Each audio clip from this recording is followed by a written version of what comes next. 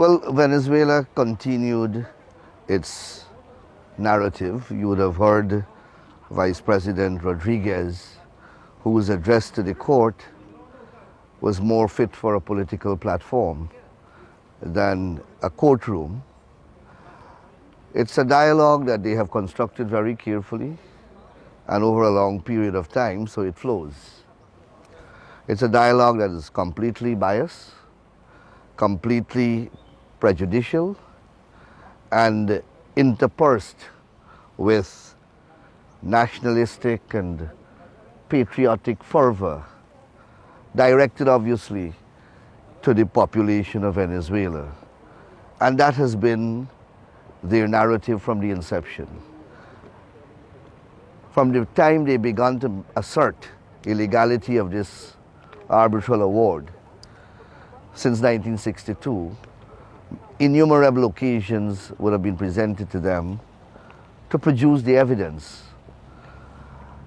of quality and credibility that would cast the type of aspersions that they would like to cast on the arbitral award, and they have abysmally failed to do so. Here, they have been delaying in filing their memorial in the substantive case, and now they are proceeding with this referendum, and we are trying to get some sort of protection from the court, and you heard their response.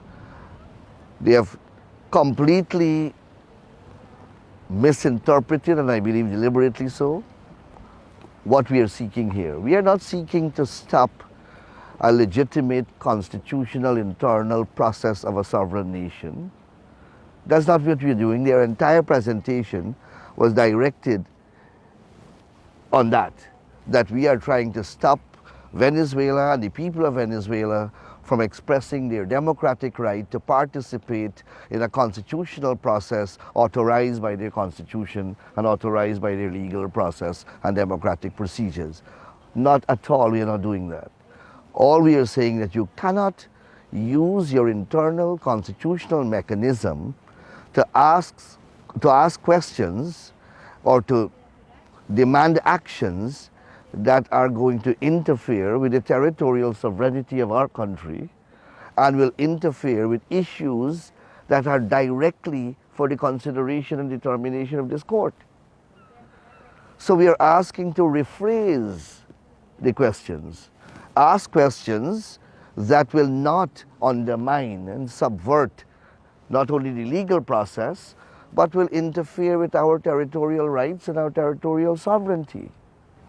We are asking also that, assuming that the court says, well, we can't permit them, we can't prohibit them, at least the court must say something about their ability to enforce those referendum questions. Because the enforcement of those referendum questions will involve an annexure, invasion, and occupation of territory that is lawfully Guyana's and territory that is the subject of the court proceedings. And every court must have a jurisdiction to protect its process, the integrity of proceedings before it, and to protect itself from abuse, from actions that will be inimical and that are inconsistent with the court's process and the issues that are before the court. I know you've come here to ask for provisional measures, but clearly Rodriguez said today and others that they don't respect this court or its jurisdiction. What then of a potential ruling in Guyana's favor? What effect would it have?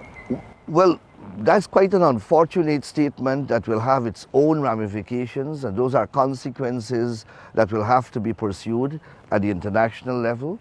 All countries that signed on to the UN Charter, Venezuela is one of them, are bound to accept the processes of the UN.